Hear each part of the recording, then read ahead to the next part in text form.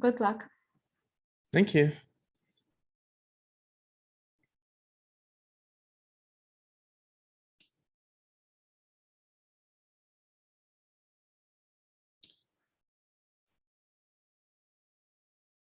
Just confirming, can I start? Yeah, absolutely. Okay, perfect. So, hi everyone. My name is Julio de Lima, and today I'm going to facilitate this hands-on using VADER, which is a REST API test heuristic.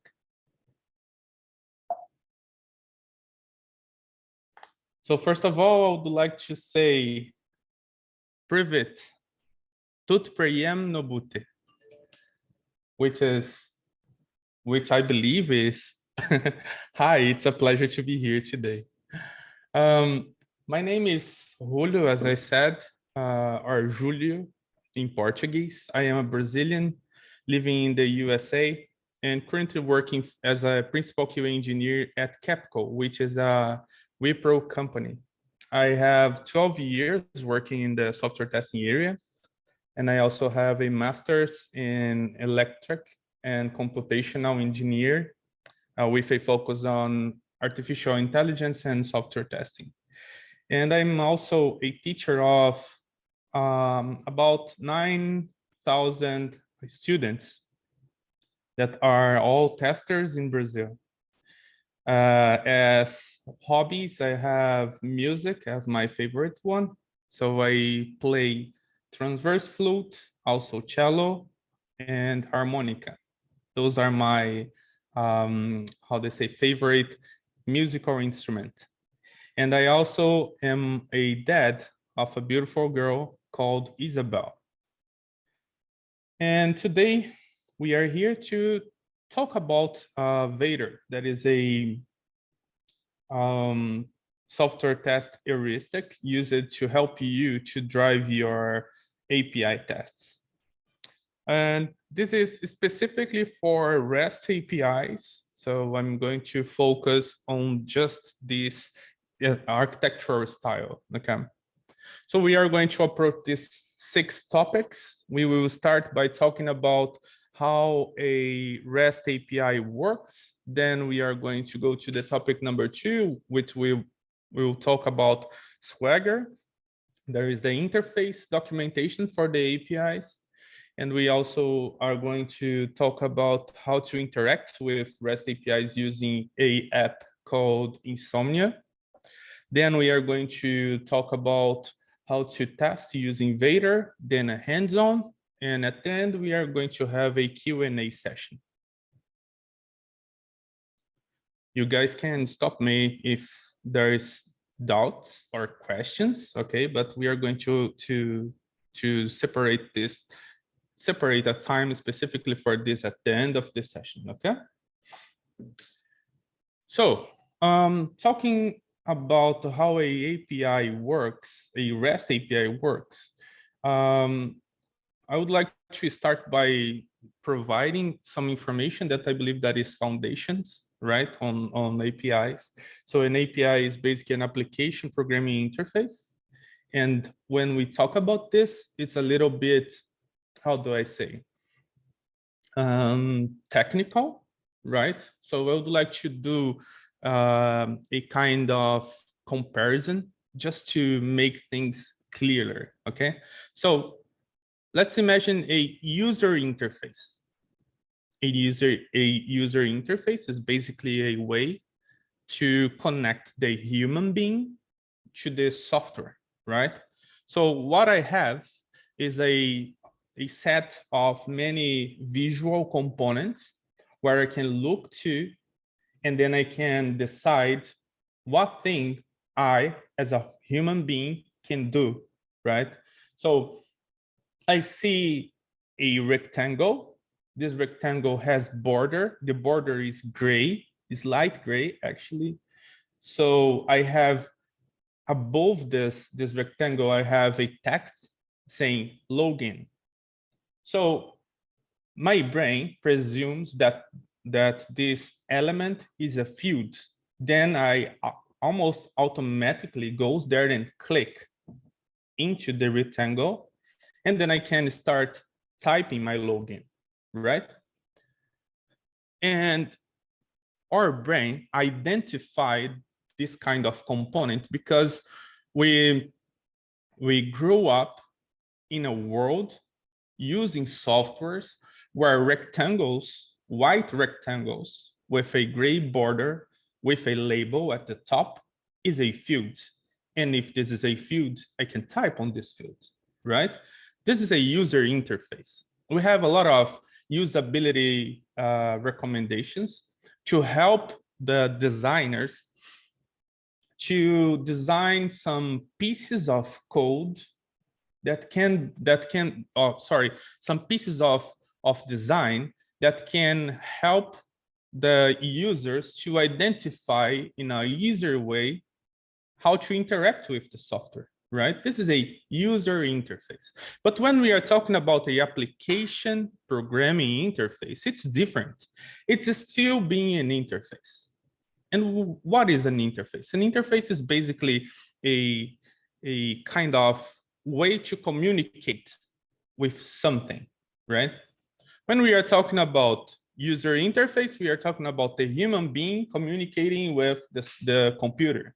When we are talking about an application programming interface, we are talking about two softwares communicating each other, right? We have a kind of rules, a set of rules that should be obeyed in order to have this communication going well, right? Great. So when we talk about API, we are talking about a bridge between the communication among two softwares, right? And this build can be created based on a set of, how do I say, rules, constraints, right? We have one that during a long time was the main way to create APIs. The name is SOAP. And this is basically a protocol that you can use, you as a developer can use in order to create an API, a service in this case, implemented using SOAP. All the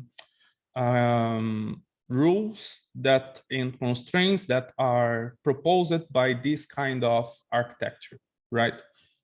Or we can create an API using GraphQL, or we can create an API using REST, or we can just create an API using the programming language. You can create a library, and this library has some interface that should be obeyed, right? This is the point. We can have APIs being implemented in many ways, but one that are, how they say, strongly used nowadays is REST. REST stands for Representational State Transfer. And this is a architecture style to create APIs, right? So REST use HTTP methods like get, post, put, delete, and others to allow another software to connect to the first software and access their resources. And access these resources, right? Great. And when we are creating this communication, we basically have one software that is sending a request, and we have the API that is receiving this request and then passing the data to be processed. Then the data is processed and the answer is provided by the API. In this case, the response is the better term for this, right? It's provided to for the software that did the request. Basically, this is the flow. But I have here a graphical representation of this. As you can see, we have a user interface that I called Product Management System app. This user interface can be implemented to be run on Chrome, Firefox, Android, iOS, Windows as a app to be installed in your operational system, right? And we have some components here that I don't need to explain to you, because you, as a human being, probably will identify exactly what this means. For example, search is a label. New product is a link. Probably I can click here and then something will happen, right? And here we have a field, and this is a field that have this button here, and when I click, it will search something. However, when I start to type something like PLA, then the results start to appear, to be shown by the software. This is a well-known feature that is called autocomplete, right? So I typed PLA, then all PLAs was found, PlayStation 4 and PlayStation 3. And I can see here that for some reason, this software has identified that PlayStation 4 cost from $2,000 to $4,000. PlayStation 3, $1,000 to $2,200, right? This is what I, as a human being, can identify easily. However, when I type something here, this is the magic that happens on the REST API. This application here sends a request to the API through this red arrow here. This is a REST API. It is how to say, it have a URL, api.pms. PMS stands for Product Management System, okay? .com.br. And inside this URL, we have this operation here. I can do a get, this is the method, to a specific resource. Products is the resource. And when I'm using this question mark, I can pass some parameters. Name filter equals PLA. So basically, when the user types something here, the app call this REST API in this specifically operation, and then this specific operation will go to the system that is in the backend, where I have classes, database, external services. All these things here, all this stuff will be called by the REST API. And the REST API will pass through this filter.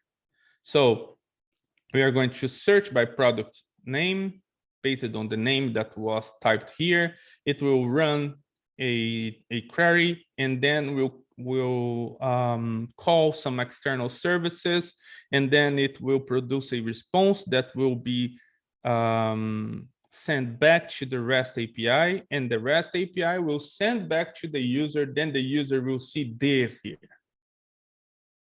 Okay, so what I'm testing here in this whole scenario, I'm testing the whole application, all connected.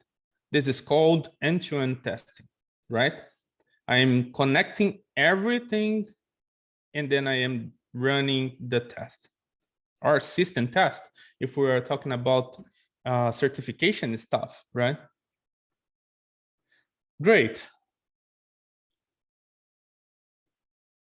One thing that maybe we are asking ourselves is, okay, how, if I'm going to test the REST API alone without the user interface, how can I discover what are the operations that I have? Because this is one operation, right? Get v1 products name filter pla is basically one operation. But how did Julio, how they say, discovered what are the operations that he has in his hands? So I have a Swagger. A Swagger is basically a document. Generally is a, how they say, it's a interactional document because I can click on and I can type and I can try it out. You know, I can send the requests using Postman as well if this is configured properly, okay?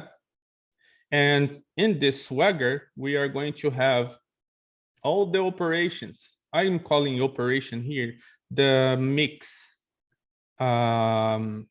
with the method and the resource, right? So basically this is the operation. I have many operations here in this Swagger, okay? So I have the Swagger, then I have the name of this API, I have the base URL, I have a quick description, okay? This description is in Portuguese, but it's basically saying that I, Julio, has created this for my students to practice API testing. Then we have what is the protocol that will be used to access this API. So it's HTTP column //165 and etc. Right? Because this is a HTTP access. Then I have the group of resources, and we have the methods and resources that can be used by the human being or for other softwares to do something. For example, post v2-login will provide us the token of the user. So the user should provide the login and provide the password, and then we'll get the token.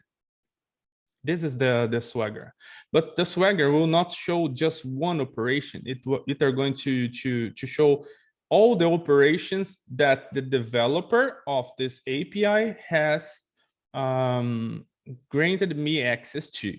Okay, so maybe I have 30 operations, and in the Swagger I can have access to just 3 because the developer decided that the users are not going to access all the resources, but just a couple, okay? So basically, this is why I have the Swagger. So the Swagger is kind of my, how do I say?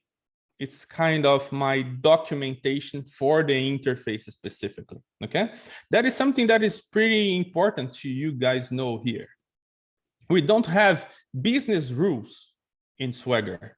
Okay, Swagger will be just for the interface. All the business rules will still be in your user stories, in your business rules documents, in your use case documents, in your sequence diagram documents, and etc. Okay, great. So some Swaggers has a lot of operations, and sometimes we are confusing. You know, we are confused because we don't know what should I test in this API. I have 30 operations, a lot of parameters, a lot of things to do, but I don't know how can I start testing this. And this is the point for our session today. VADER is a test heuristic, API test heuristic, that can help us to understand what to test. But we are going to talk about this in a couple of minutes, okay? For now, I would like you guys to access julio-delima.com.br/materials/store.zip. When you access this link, you are going to download a zip file, and then you'll be able to extract this file, and you found a YAML extension file.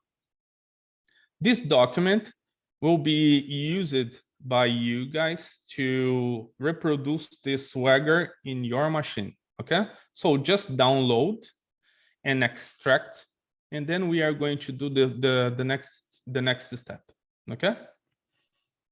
I will do this. I will copy.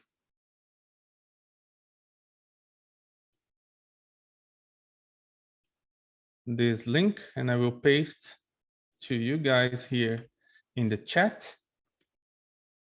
So you can download this, okay? Great, I will move forward.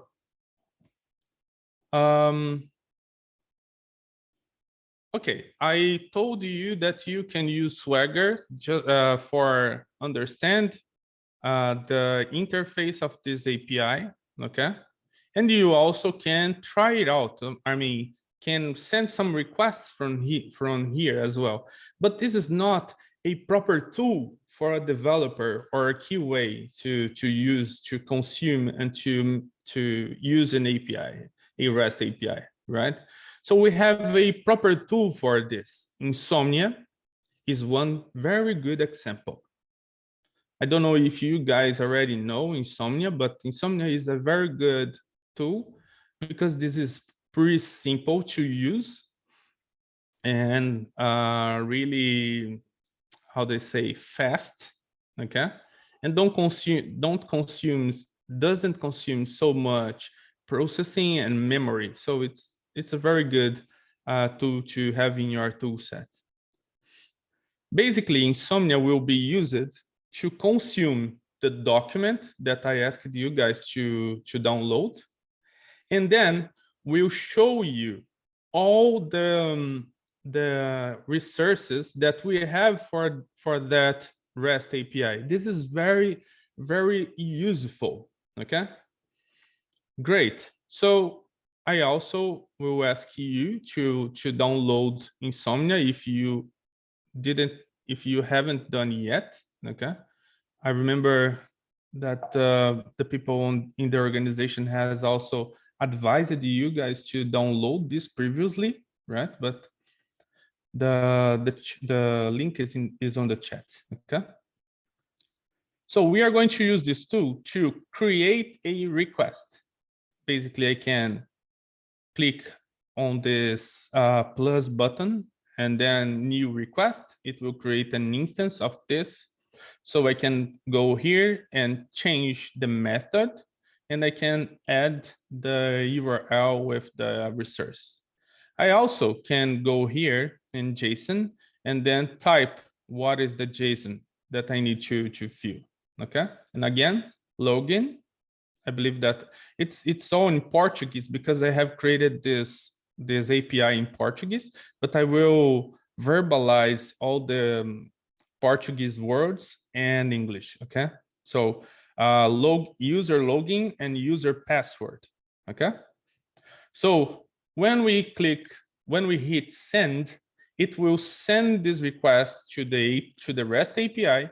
The REST API will provide the information to the system in the backend, and the system will process the information and will provide a result to the REST API, and the REST API sends the response to whoever called the API. As you can see here, we have the status code, and we also have the time that took to have the request processed. 1.26 seconds to process this request. And we also have the body, and the body brings all the information that we need, in this case, to log in, okay? This is the way that a REST API works. So I have here a data that is a object, and I know that this is an object because I have a bracket here. And then we have token, and I have the token itself that will be used to log in other parts of the system, and we have a message, and the message say that we have success when doing the login, okay? And there is no error. And that's it, okay? Basically, Insomnia is to this. And we are going to use Insomnia today because this is a hands-on session, okay? I'm just introducing some concepts before. And now we arrived to VADER.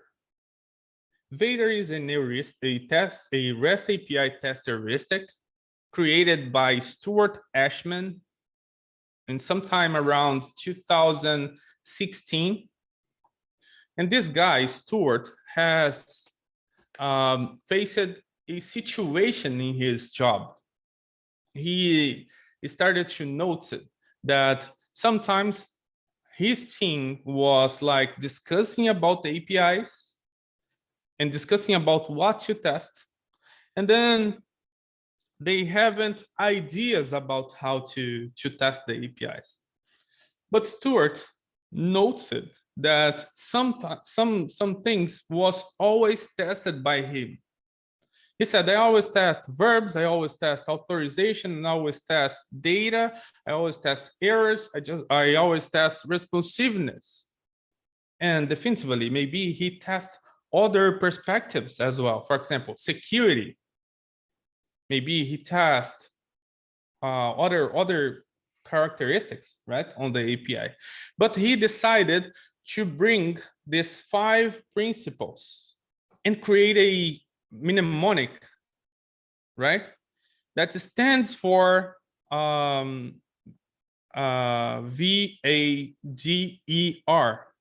And then he decided to connect this mnemonic to the sci-fi to the how they say, to the movie, right? And then to make this more, how they say, memorable. So he named this as VADER. So probably he started thinking about authorization, data, and then responsiveness, and then errors, and then verbs, and then this heuristic was not so easy to remember. So he created a mnemonic just to help him and his team to remember the heuristic, okay?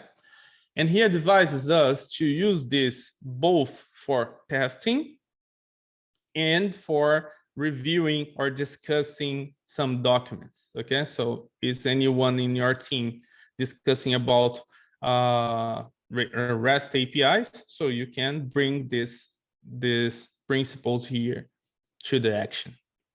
Verbs is basically to test the methods, okay? Because in REST, we can call this as a method or a verb, okay? So post, get, put, delete. So let's test the verbs. So when you get a Swagger in your hands, you can basically start by testing the verbs. Let's see if all the verbs that we have for one specific resource are being treated as expected. Authorization. Some operations, okay, like, for example, adding a product to this little store, okay? I need to use the token in order to create a product. But what if I try to create a product without a token? What will happen? What will happen if I use a token that is already expired? What happens is if I use a token that is working as expected? You know, this is about authorization. Data. Is my data correct? Is this token the token that is the admin token? Is this token with the correct size? Is this response with the correct data? What if I try to add 500 characters for this user login? What if I add null to user password? You know, this is all about data. And then you are going to I like this a lot, you know. This allows you to be creative. You will remember that you need to test data, and you need to create some scenarios that will help to evaluate the data. You know, if your API can deal with data, that's the point. Errors. For errors, we are going to see if the errors that will happen when I use a invalid user here will be shown in a proper way, you know? And when we are talking about REST APIs, we have codes, and some codes are used for specific situations. Is the code showing the error in the right way? Is the body showing the error in the right way? Is the error being shown? You know, we have many questions to do. And all these questions that I'm asking now are questions that comes from my mind, you know. Maybe you, how do I say, watching this talk today are going to have many other questions that nor even passed in my mind, you know. So this is the thing that is interesting here, right? We have many ways to evaluate the APIs using these principles here. And responsiveness talks about timeouts, or how the API is responding, the response time for the API that you have called. Okay, so this is about VADER, but now we are going to do a hands-on, and I'm going to go with you in this hands-on using Insomnia as the tool to help us to apply VADER in some tests in the Lojinha REST API. This one that I asked you guys to download this document here, okay? So let me confirm if I am sharing the right screen. I don't think so. So I will share my desktop, my entire desktop. Great. And now let's look at this. I have this file here, store.zip. That is the first thing that I asked you guys to download, right? So I will extract. And then what I'm going to have is a openapi.yml file, okay? I will open this file with my Visual Studio. You don't need to do this in your home, okay? Just look at this for a while. This is basically a documentation that was created to say, to show what are the paths that I have for my API. So I have v2/products, that is in Portuguese is produtos, okay? And for this specifically path, I have the method get, I have the method post, I have other methods here, right? And then the documentation will talk about all the methods that I have, all the paths that I have, and also all the response that I'm going to have. I don't need to open this file and understand how it is written. You know, what I need is the file. So if you are going to test an API, it's very important to you to talk to your team and ask them if they have the Swagger or the Open API document that will basically be a YML document, okay? But okay, now I am downloaded this and I have extracted as well. Next step will be to open Insomnia. That is the software I asked you guys to download. So I am on the Insomnia now, and my next step will be to click on Create. And then after click on Create, I will click on Import from File. And then I'm going to select that document. Okay? And when I do this, it will ask us if we would like to import this for a design document or for our request collection. Okay? So I will click here in, for example, request collection. And when I click here, it will bring me, look, a set of collections.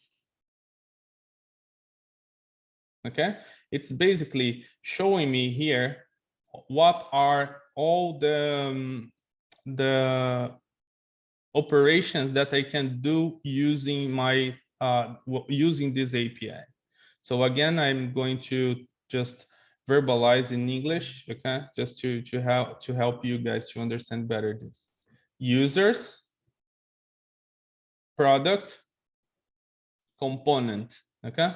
So I have get token, add a new user, clear all the data for the user, and then we have a lot of operations for products, right?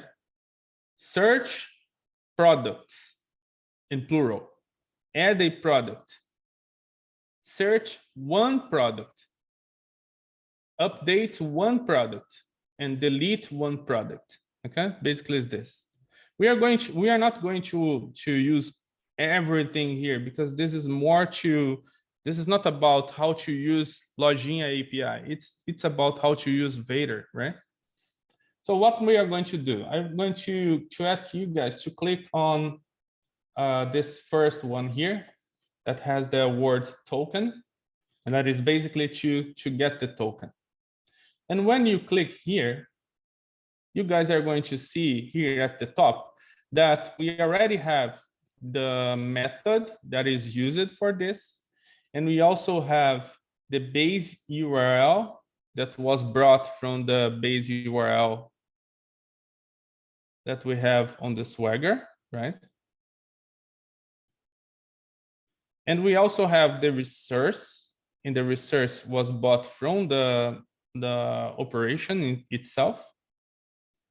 And we also have here in this tab, JSON, we have the body that was also mentioned here at the bottom. And we have here login, user password, and here is the place where I'm going to use admin. And for the password as well, admin. But Julio, where did you got the admin data? I have created a user before to do the login, okay?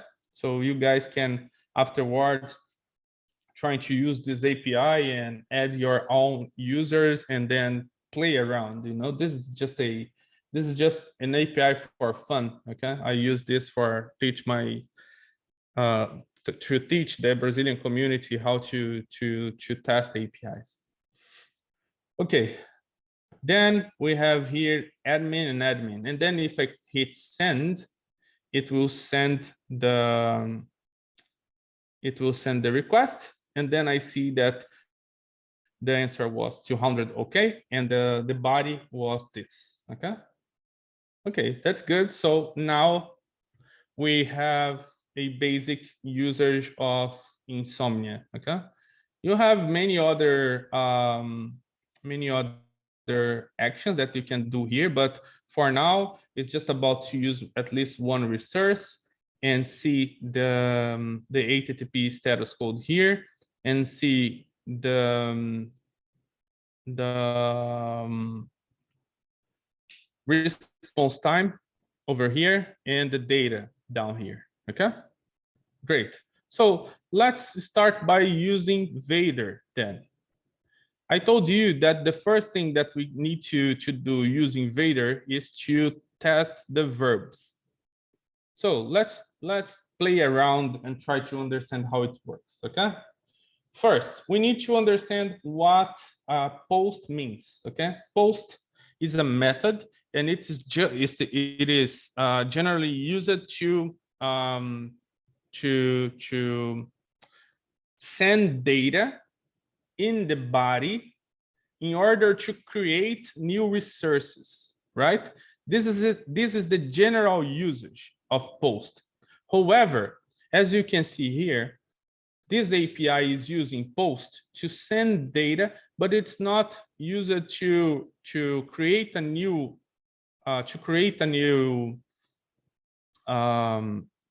a new resource. It is just bringing data. Okay.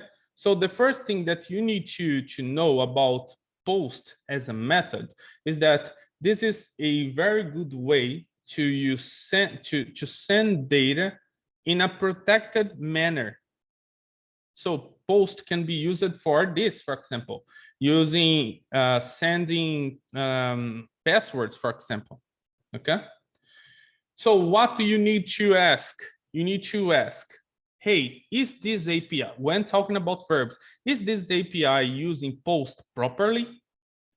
Am I sending, am I required to send a body, for example, for this post? Because if not, maybe it doesn't make sense, you know? So let's try to do this. Let's remove the body and send and see what happens. Oh, yeah, it's not authorized.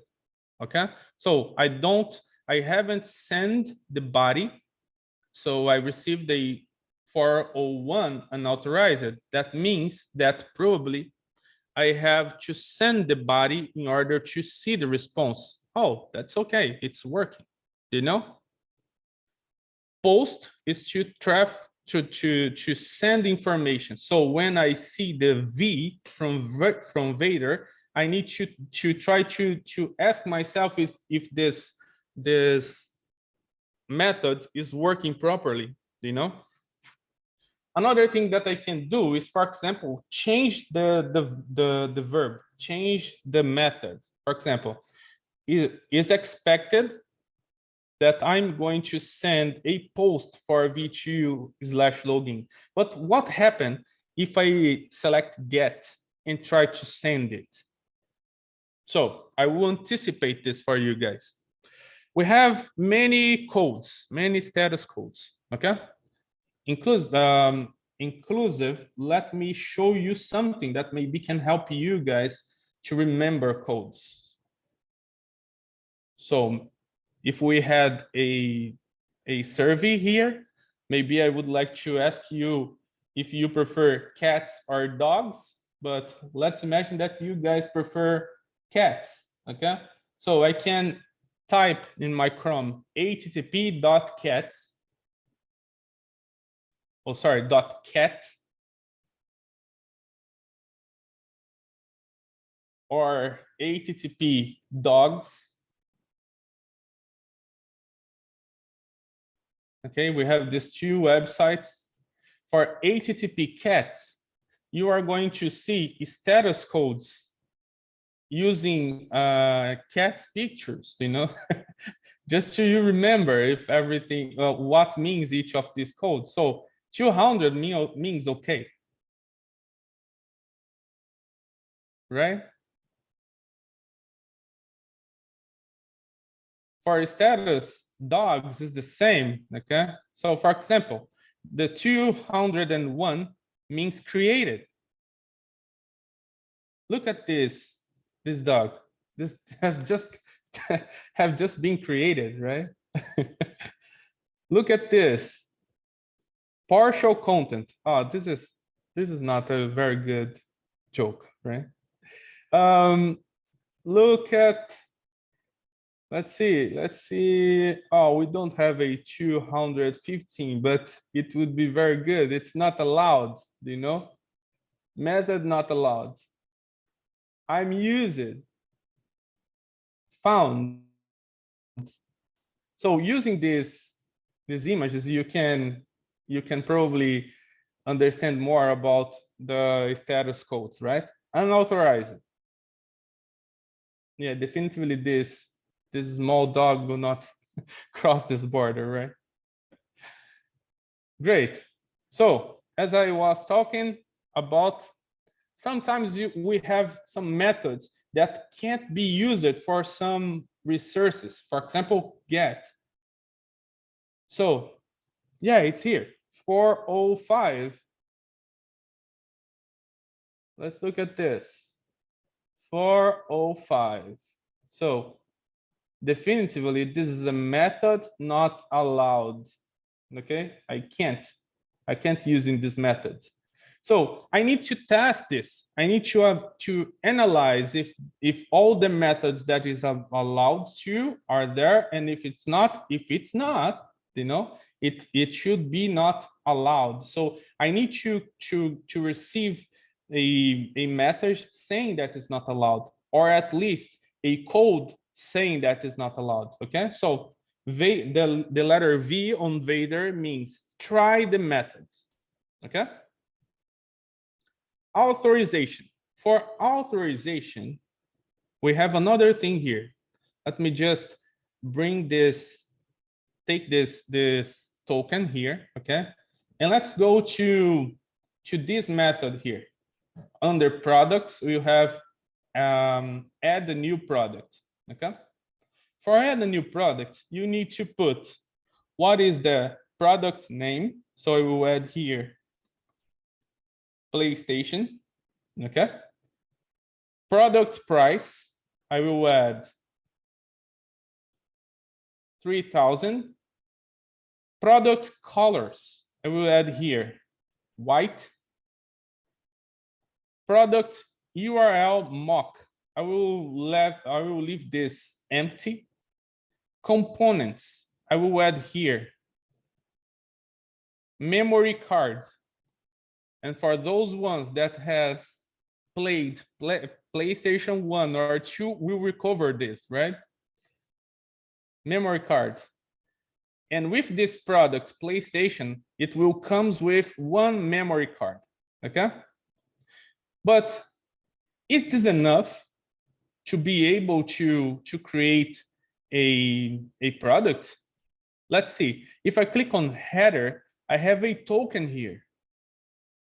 Let's send without a valid token. Look at this, 500. It's so strange, do you know? Why is it providing a 500 instead of a 401? That means non-authorized. We are now talking about authorization. If I'm not authorized to create a product, I need to receive a message or a status code that means it's meaningful, right? It's not. So let's try empty token. Oh, now it's unauthorized. So I discovered something here.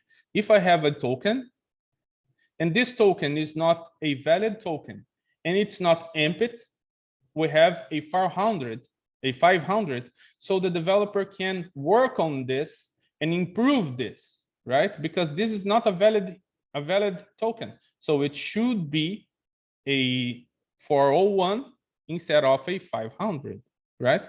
But let's see what happened if I paste here the valid token. Send. Oh, 201 created, it worked. Okay?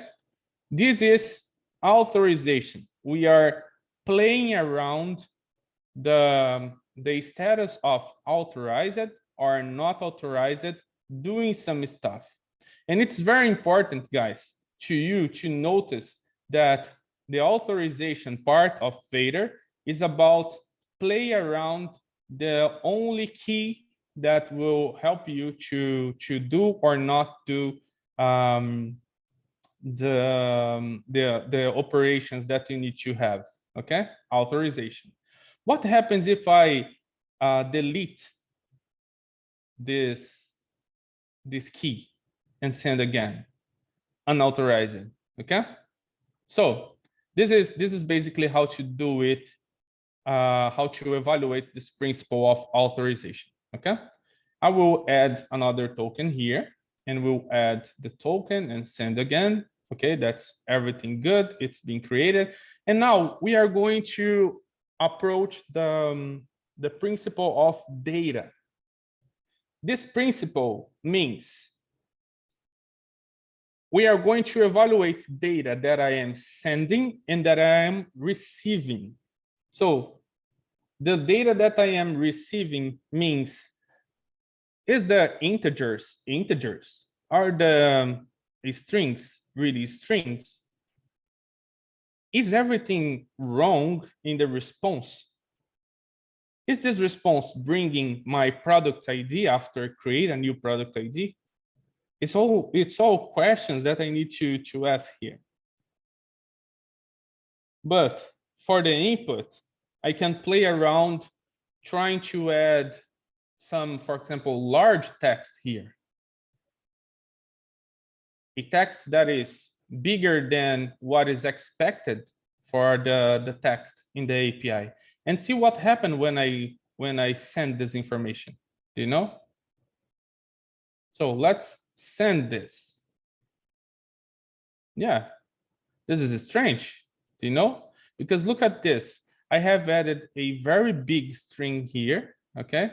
And then it has, instead of add a new product, it is bringing the same product, and then it's creating, it's basically adding other components here instead of create a brand new product. This is very strange, you know? So let's try to add a 4,000 here and see what happened. Yeah, again, look at this. I'm trying to send a post to create a brand new product, but for some reason, it is creating everything on the same PlayStation. Let's try to change the name here, A. Again, the same thing. So it's very strange. So I need to talk to my team about this, you know? This is something that we can find using a kind of test like this, right? I can also play around things like values, right? Let's try a very big number here.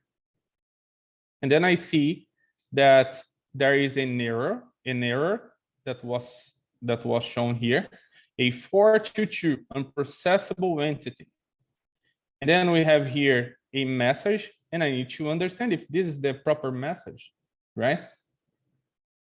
I can also try to change things. For example, I have here product colors, white. What happens if I send, instead of sending a array, to send a string, hi, for example. Let's bring back the value, a allowed value, right? 100, for example. Yeah. And then when I provide a colors high, what happens here is that there is no messages back, and I see product colors as a array that has no value inside. Is this the proper way to treat this? Because when we are talking about REST APIs, we have a status code that is called 400.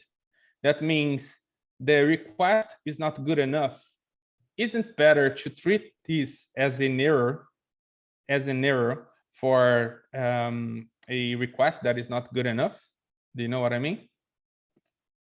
Great. So we start to talk about errors. Let's try something here. Let's try to have, for example, instead of produto nome, product name, I will add product names. Okay, that's good. I see an error here. A 400, say bad request. Product name, product price, and product colors are required fields. Oh, that's good. So let's try then product value and change something here. Oh, that's always also required. That's great. Let's try the last one, product colors. Yeah, this is working, you know? So it's more about trying to force the errors to see if the API can deal with it. So let's try to have a product value that is 0 as price. And another message is presented. The product price should be between 001 and 7,000. Oh, let's try to do 7,001, and the message is shown again, you know? So I'm trying errors here. I'm forcing errors to see how the API works. And the last one is responsiveness. And responsiveness is about the time that it took to process the information, for example, 132 milliseconds. Let's try again. 120. Let's try again. 73. Let's try again. 65. Let's try again. 72. But maybe you have a time here that is greater than 150, and you know that the API should respond in less than 150. Do you know? And when we are talking about responsiveness, we also have a concept that can be applied here. That is, instead of to use insomnia, I can have JMeter, for example, to send multiple requests concurrently. And then the API should be able to respond and should be able to respond in certain time. Do you know? This is also something that can be approached in responsiveness.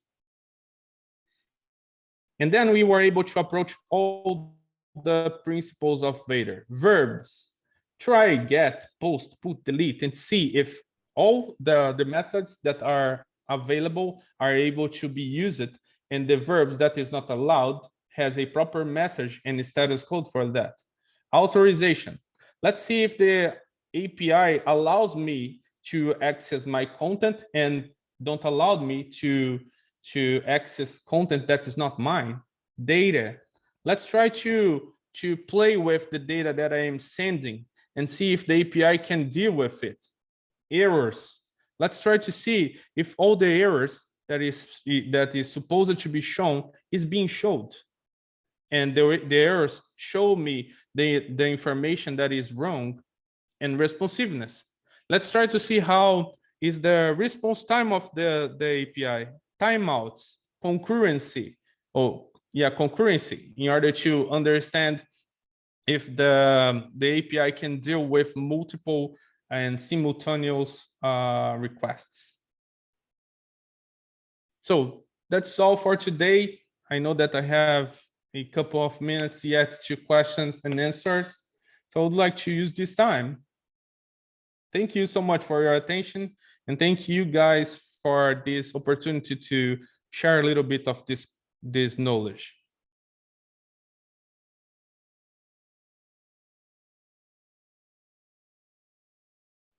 Thank you so much. Welcome. Bye.